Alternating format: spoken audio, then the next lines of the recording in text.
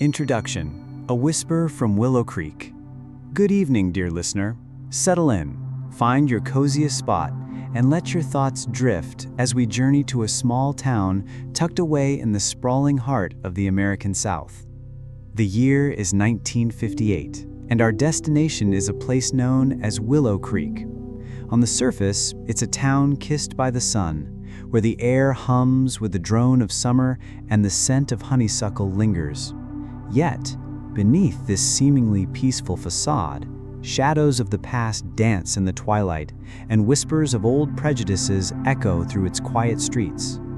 This is a tale not just of events, but of the human heart, how even the tiniest spark of light can pierce the deepest darkness, how broken hearts can slowly, miraculously mend, and how the astonishing strength of compassion can triumph over the harshest, most deeply rooted judgments. It is a story of profound awakening, of tender mercy, and of learning to see the hidden beauty in every single soul, regardless of the color of their skin, the weight of their past, or the crushing trials they are forced to endure. So, with soft breaths and open hearts, let's allow our story, a glimmer through the leaves, to gently unfold. Chapter 1: The Town of Whispers and Lingering Curses. Willow Creek, 1958. Imagine a place where time itself seemed to move with a lazy, syrupy slowness, where the very air felt thick with unspoken fears and the ghosts of generations past.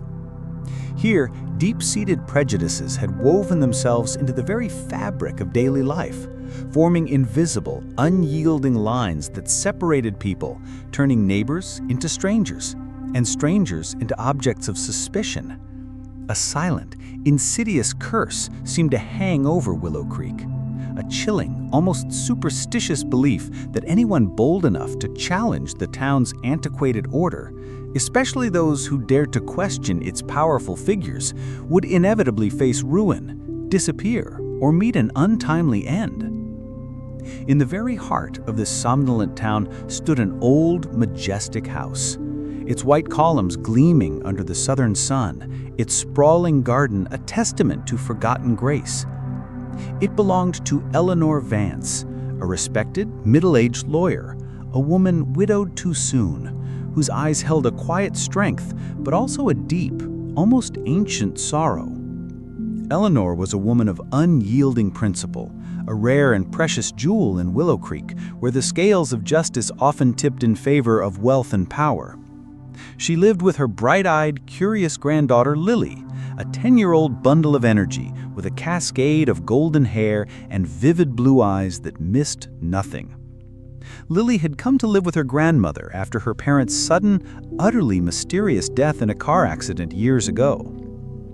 Those whispers about the accident, the lingering feeling that it was no accident at all, still haunted Lily's quietest moments, leaving her with an unsettling certainty that something dark, something terribly wrong, lay buried beneath Willow Creek's seemingly peaceful facade. Chapter 2: The Stranger, the Echoes of the Past, and an Unfinished Canvas. Lily and Eleanor's quiet lives were irrevocably altered by the arrival of Elijah, Eli Hayes, a black man who moved into the long-abandoned house at the end of their street, nestled close to the ancient whispering oak forest. Eli was a profoundly gifted artist, his soul expressed in strokes of color, yet his life had been irrevocably scarred by a painful and deeply unjust past.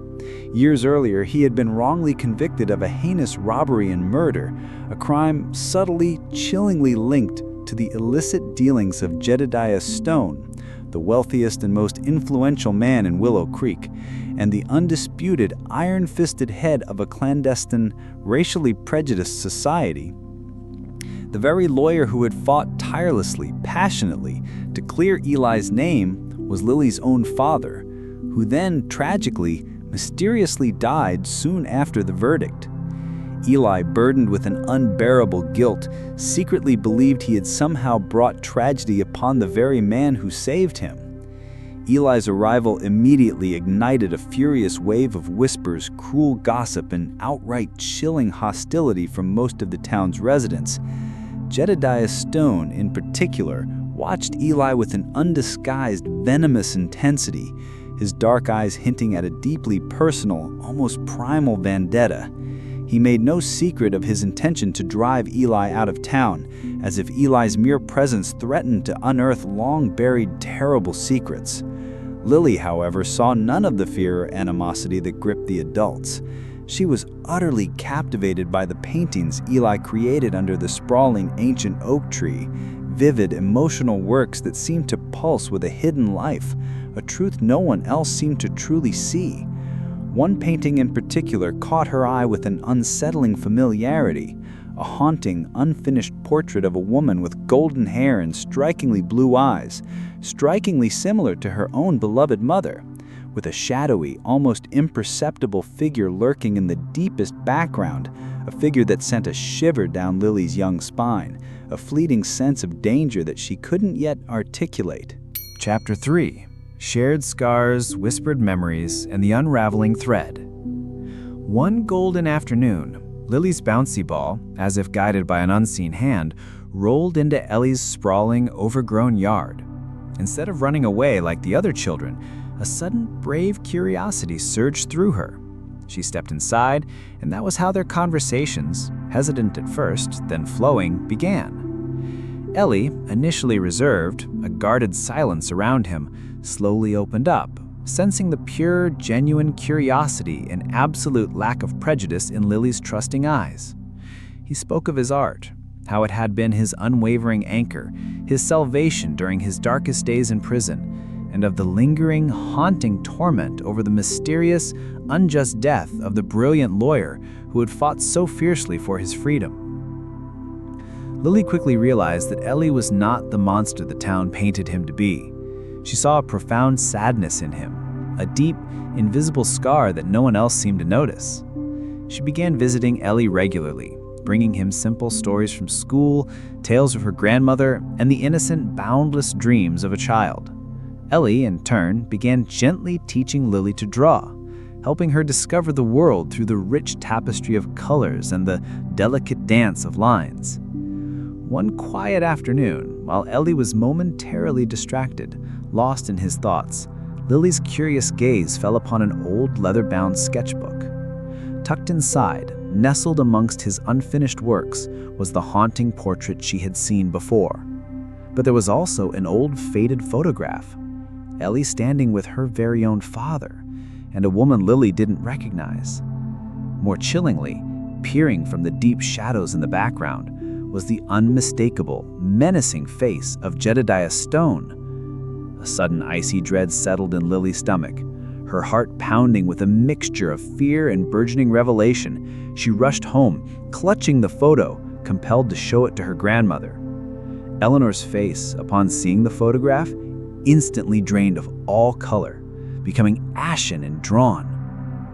At first, she tried to dismiss it, muttering about mere coincidences, trying to shield Lily from a truth too heavy to bear. But when Lily, with the unwavering tenacity of a child sensing a deep, dark deception, pressed her about Jedediah Stone's chilling presence in the photo, Eleanor finally broke. The truth, long buried and guarded with every fiber of her being, spilled out in a torrent of pain and sorrow. Lily's father had not died in an accident. He had been ruthlessly murdered. And there was undeniable, agonizing evidence suggesting Jedediah Stone's direct involvement not only in his death, but also in Ellie's wrongful conviction. Stone had feared Lily's father would expose his sprawling, vile network of money laundering and illicit drug trafficking. Eleanor had desperately kept this devastating secret to protect Lily from a world too cruel. But now the truth was out, brutally intertwining Ellie's fate with her family's in a terrifying and irreversible knot. Chapter 4. The Brewing Storm and a Scheme of Deadly Intent. The quiet intimacy that had blossomed between Lily and Eli, coupled with Lily's unwitting discovery of the truth, did not escape Jedediah Stone's ever-watchful, malevolent eye. He perceived an immense immediate danger in Lily, a child of the influential Vance family, befriending Eli, a man who now held the potential key to exposing Stone's every heinous crime. One chilling night, a major, brutally staged robbery occurred at Jedediah Stone's opulent mansion. The thieves not only made off with invaluable possessions, but left behind deliberately placed clues designed to implicate a black man, along with a chilling, blood-smeared message scrawled on the wall, meticulously crafted to ignite and inflame racial hatred across the town. Without a shred of concrete evidence, all suspicion immediately, predictably, fell upon Eli. The town sheriff, a man easily swayed by power, buckled under the immense pressure from Jedediah Stone, and a community whipped into a frenzy of righteous indignation. Eli was arrested. This time, Stone escalated his monstrous campaign, spreading insidious rumors that Eli wasn't merely a thief, but a dangerous, lurking fugitive, a serial killer who had somehow evaded justice for years, even slyly insinuating that he was responsible for the accident that had claimed Lily's parents. Eli faced the terrifying prospect of a second, even more devastating wrongful conviction, and this time, the grim shadow of the electric chair loomed large, almost tangible above his head. Jedediah Stone's campaign of terror did not stop there. He launched a blatant, chilling campaign of intimidation against Eleanor and Lily. Their home was pelted with stones night after night, the shattering glass a harsh symphony of fear. Anonymous death threats, chillingly specific, filled their answering machine and arrived in the mail.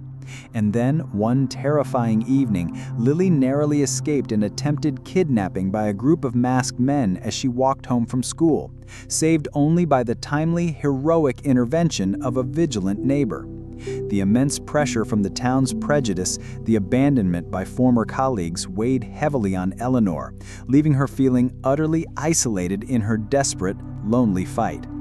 Eli, imprisoned and consumed by despair, began to believe he truly was cursed, an ill omen, a bringer of misfortune for anyone who dared to offer him a hand. Chapter 5.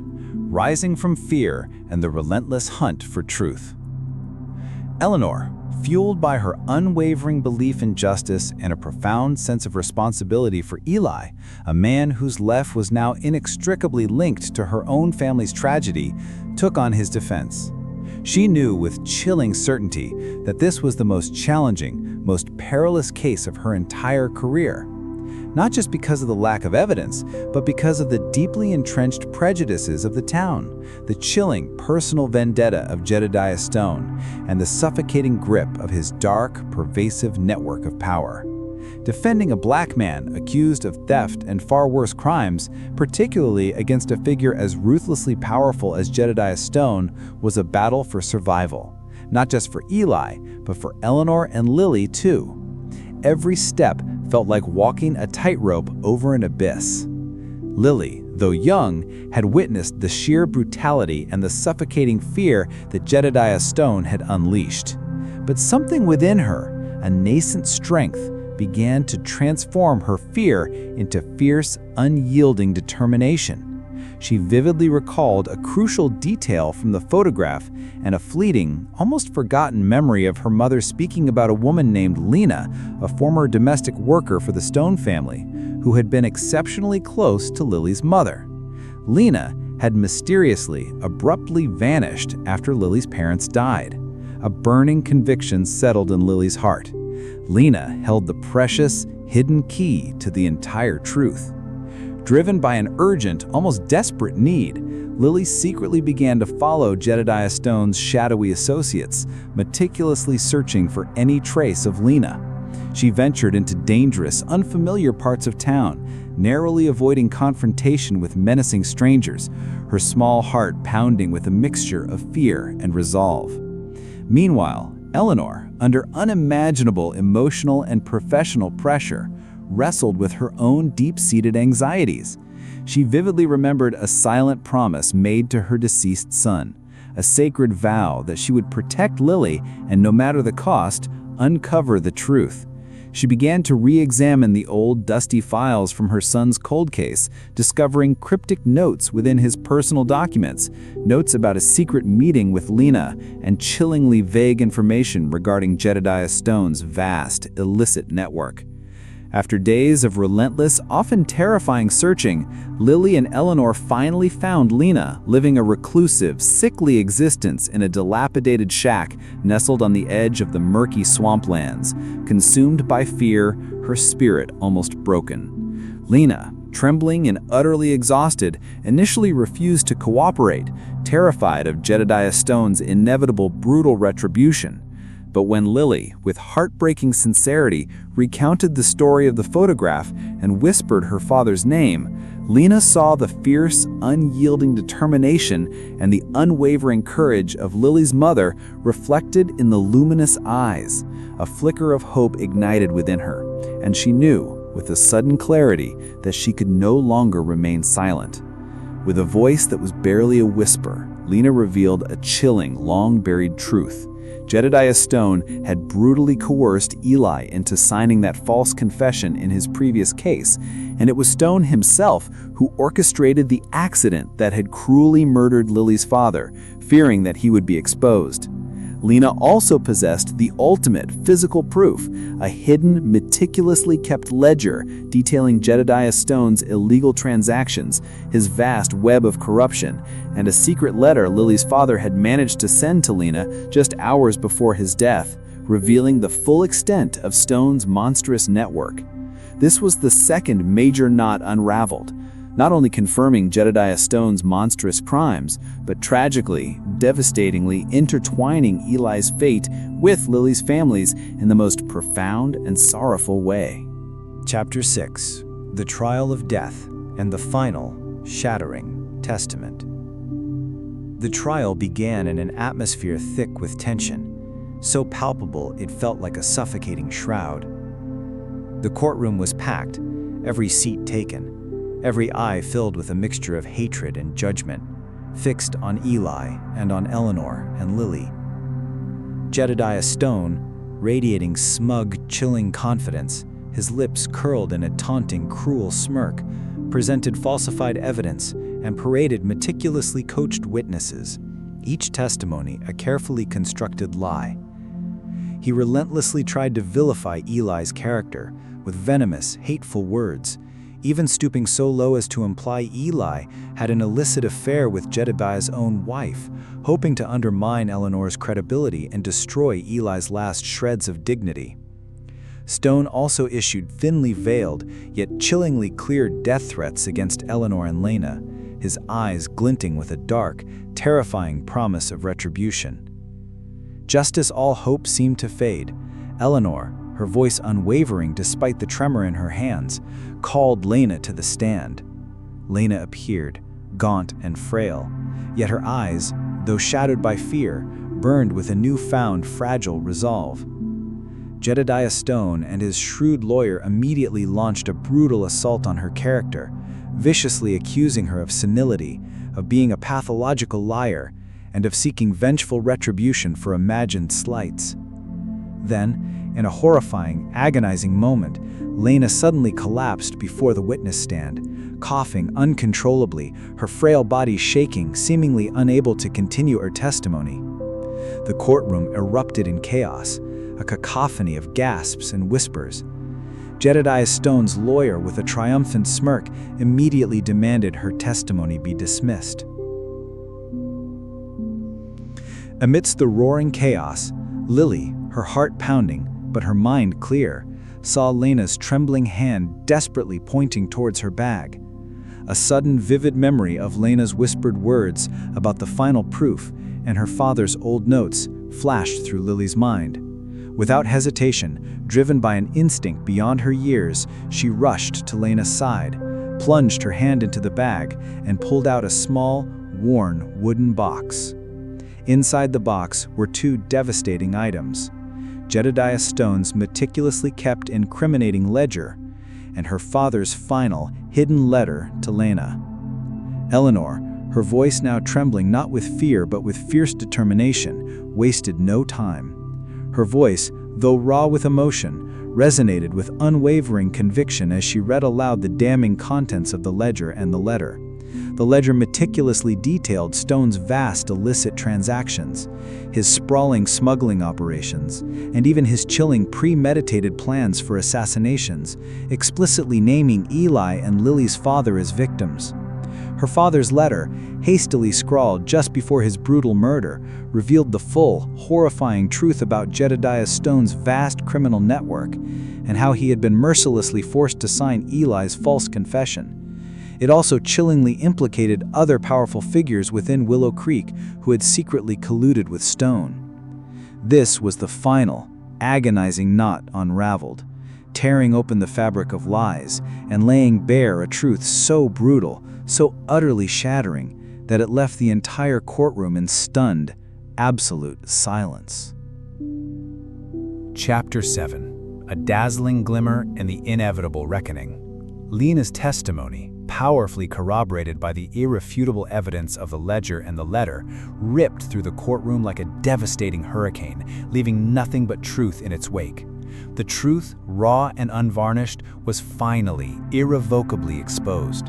Jedediah Stone, his face ashen with terror, stammered incoherent denials, but the undeniable evidence and the sudden, overwhelming wave of disgust from the townspeople left him no escape. Their eyes, once filled with hatred for Eli, now burned with a terrifying contempt for Stone.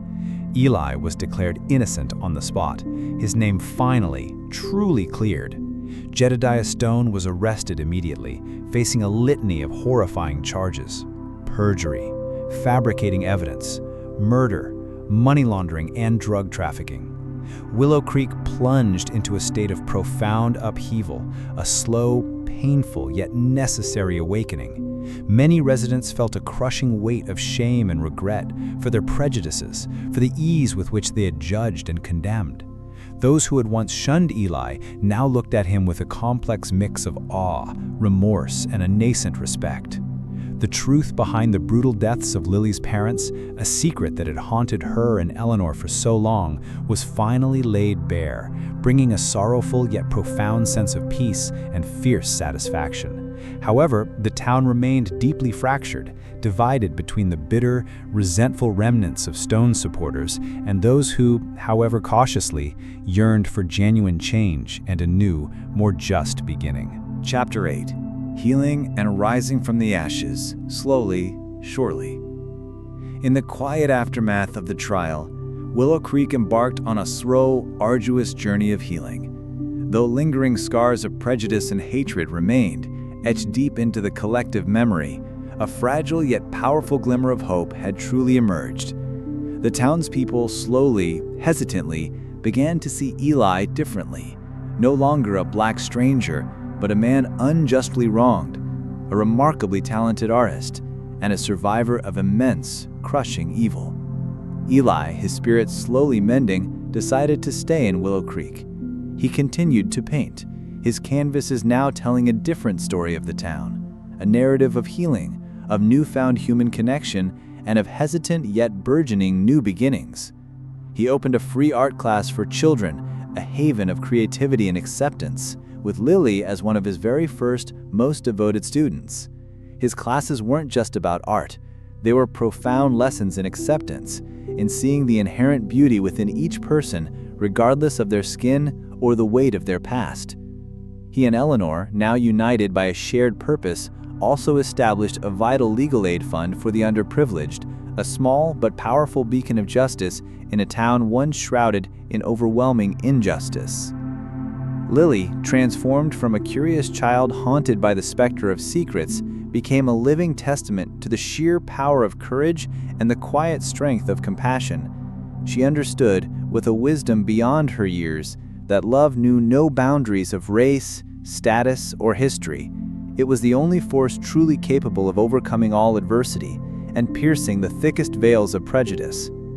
She began to create her own vibrant paintings, expressing not just the world around her, but the deep, complex emotions within her, using art as a profound means to confront and heal her own lingering emotional wounds. She used her own story, her own journey to gently inspire other children, helping them to understand the true meaning of justice and the profound importance of equality, guiding them to see the world through a clearer, more compassionate lens. Chapter 9: Dawn over Willow Creek and the Seeds of Tomorrow. Our story gently draws to a close with a poignant image of Lily, now a young woman, her spirit bright, diligently painting a large mural that depicts the town of Willow Creek. In her masterpiece, the heavy shadows of prejudice have receded, replaced by vibrant, luminous hues of hope, of heartfelt community, and the quiet, enduring strength of the human spirit. Eli stands beside her, a gentle, peaceful smile gracing his lips. His eyes no longer haunted by the specter of the past, but shining with an unwavering faith in the promise of tomorrow. Eleanor, though older, her hair now fully silver, continues her tireless work, a revered, beloved figure of justice in the South. Her legacy now a source of unwavering light and inspiration for generations yet to come. The profound messages woven into this tale are simple yet powerful. Love knows no bounds. Compassion and deep understanding can truly overcome all barriers of prejudice, race, or past, even when faced with the most chilling, hateful adversity. Conquering prejudice and brutal truths. Prejudice is a suffocating wall built by human hands, but it can be slowly, painfully, yet surely torn down by empathy, unwavering courage, and the relentless pursuit of truth, no matter how devastating that truth may be, and regardless of the immense sacrifices it demands. The power of forgiveness and healing. Embracing the past, confronting its pain, and finding the capacity to forgive those who caused harm, both to others and to oneself, is the profound, winding path to spiritual healing. Yet forgiveness does not and must not mean forgetting the unwavering demand for justice. Rising from adversity, even when facing ultimate injustice and sorrow, when life pushes us to the very brink of despair and dissolution, humanity can find the indomitable strength to rise, to live vibrantly, and to contribute profoundly to society, transforming the deepest tragedy into a powerful, unexpected catalyst for change. The voice of every individual and unforeseen consequences.